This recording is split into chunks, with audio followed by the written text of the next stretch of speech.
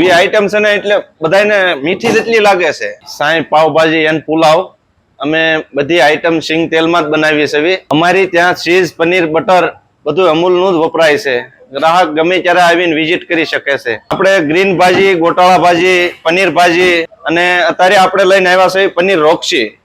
પનીર રોક્સી એવી આઈટમ છે ને લગભગ કોઈ સુરતમાં બનાવતું નથી. આપણે પહેલી દાણ જ લઈને આવ્યા છે અને ગ્રાહકને બહુ મજા આવે છે જમવામાં. પાવ હારે મજા આવે છે અને પ્લેન પરાઠા હારે બધા લોકો બહુ જમે છે. મારું કહેવાનું નથી, ગ્રાહક એમ કે છે. ના વસ્તુ કે જે તમે નામ દીધું એ પ્રમાણે બહુ મસ્ત બને છે અને બહુ સ્વાદિષ્ટ છે. આપણે ટાઈમ છે સાંજના 6 થી રાતના 12 વાગ્યા સુધી. પરાઠામાં રાજા રાણી છે, મહારાજા છે, રીમઝીમ છે.